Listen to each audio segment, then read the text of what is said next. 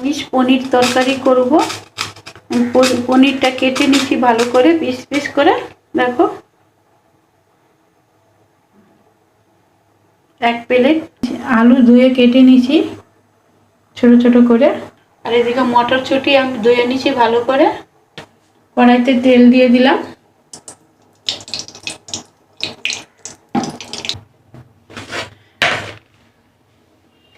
পনিরটা আগে ভেজে নেব।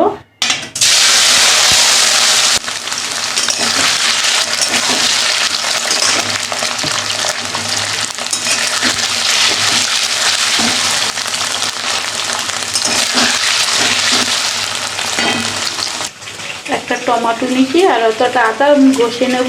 আর তো মশলা বাটবো না, বাটা ছাড়াই করব।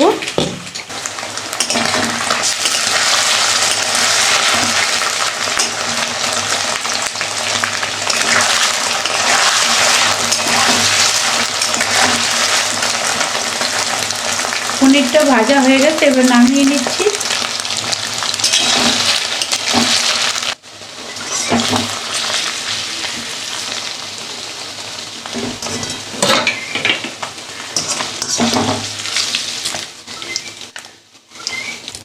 ওই তেলের মধ্যে আলুগুলো দিয়ে দিলাম, একটু হলুদ দিয়ে দিলাম, লবণ দিয়ে দিলাম,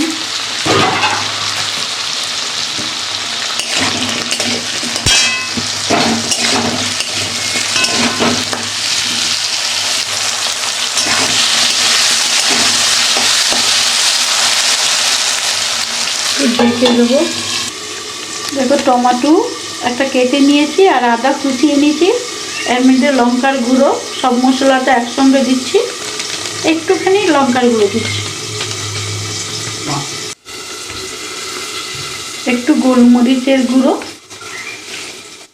আর পরিমাণ মতন হলুদ একসঙ্গে আমি করে নিলাম।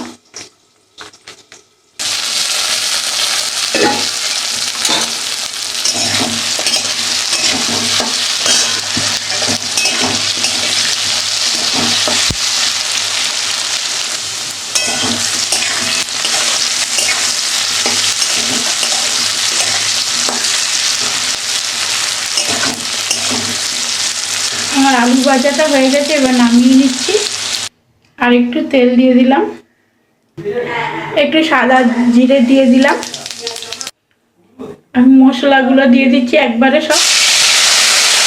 একটু জিরের গুঁড়ো দিয়ে দিলাম, মটরশুঁটিগুলো দিয়ে দিলাম, একসঙ্গে কষিয়ে নেব।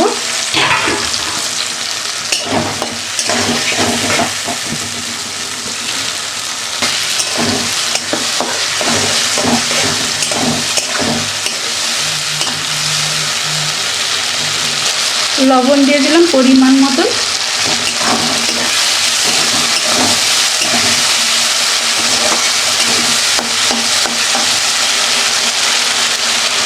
বাটা মশলা ছাড়াই আজকে হচ্ছে তরকারিটা পনিরে।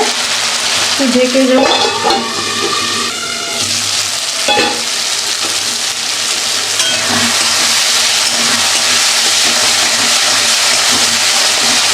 টমেটোটাও গলে যাচ্ছে, মশলাগুলো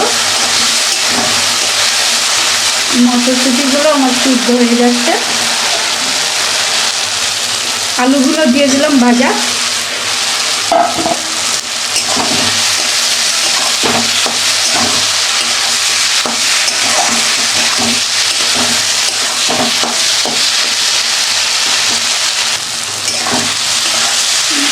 আমি কিন্তু ভালোভাবে কষিয়ে নিচ্ছি আলু মটরশুঁটি সবগুলো। একটা সুন্দর একটা ফ্লেভার গন্ধ। এবার আমি জল দিয়ে দেবো। মশলার থেকে তেল ছেড়ে দিতে।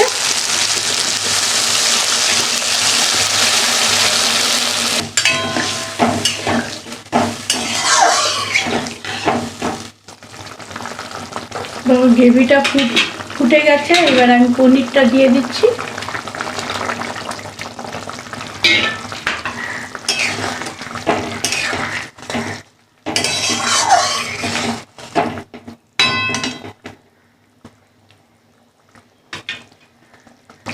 আমি আমি একটু গরম মশলার গুঁড়ো দিয়ে দিচ্ছি।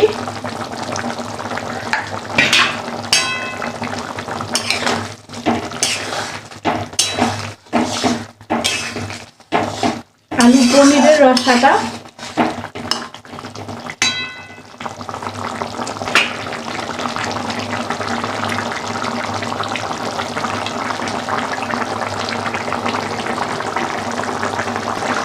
দেখো, পুরো পনিরের তরকারিটা আমি এবার চিনিটা দিচ্ছি, তার জন্য সম্পূর্ণটা হলো, এটা চিনি না দিলে ভালো লাগে না। যা যেরকম মিষ্টি খায় সেরকমই দেবে। আমার তরকারিটা রেডি।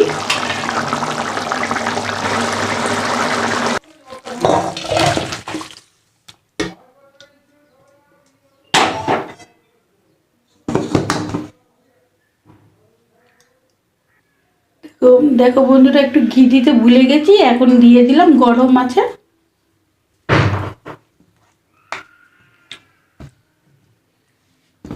নিরামিষ তো, আজকের মাঘী পূর্ণিমা, তার জন্য আজকে নিরামিষ পুরোটাই।